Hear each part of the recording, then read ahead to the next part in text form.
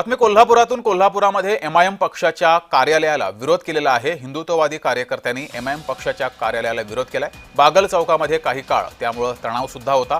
पोलिसांकडून हिंदुत्ववादी कार्यकर्त्यांची समजूत काढली आहे। एमआयएमच्या कार्यालयाला पालिकेची नोटीस सुद्धा बजावण्यात आली आहे। इम्तियाज जलील यांनी या संदर्भात प्रतिक्रिया दिलेली आहे, पाहूया।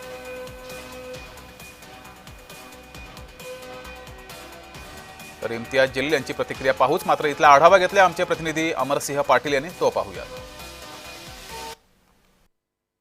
स्थानिक स्वराज्य संस्थेमध्ये निवडणूक लढवण्यासाठी एमआयएम पक्ष हा आता अग्रेसिव्ह झाला आहे आणि त्यांनी कोल्हापुरामध्ये एमआयएम पक्षाचे कार्यालयाचं आता उद्घाटन करणार होते, परंतु हिंदुत्ववादी संघटना आणि स्थानिक नागरिकांनी या कार्यालयाला विरोध केल्यामुळे स्थानिक स्वराज्य संस्थेमध्ये निवडणूक लढवू इच्छिणाऱ्या आता एमआयएम पक्षाची परिस्थिती काय होते पाहणं गरजेचं आहे। आज दुपारी एमआयएम पक्षाचे कार्यालय हे एका बागल चौकामध्ये या ठिकाणी उद्घाटन होणार होते, परंतु हे बेसमेंटला असल्यामुळे महापालिकेने त्यांना नोटीस बजावली होती। त्याचबरोबर हिंदुत्ववादी कार्यकर्त्यांनीही त्याला विरोध केला होता।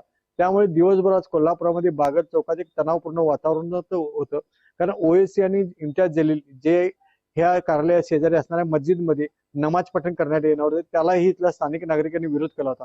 त्यामुळे बागल चौक हा एक पोलीसमय झाला होता आणि हिंदुत्ववादी कार्यकर्ते जमले होते, परंतु पोलिसांनी त्यांना मज्जाव केला। त्यामुळे दोघेही या ठिकाणी आले नाहीत।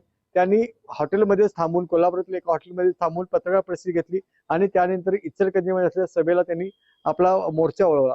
इचलकरंजीत होणाऱ्या सभेमध्ये ते काय बोलतात त्याकडे सर्वांचे लक्ष आहे, परंतु कोल्हापुरामध्ये एमआयएमचे कार्यालयाचं उद्घाटन न होऊन देणं यामागे हिंदुत्ववादी कार्यकर्ते एक अग्रेसिव्ह भूमिका घेतल्यामुळे झालं आहे।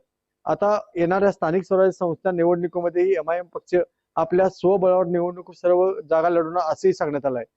त्यामुळे आता येणाऱ्या स्थानिक स्वराज्य संस्थेमध्ये एमआयएमची ताकद काय असणार हे पाहणं गरजेचं आहे। अमरसिंह पाटील, जय महाराष्ट्र, कोल्हापूर।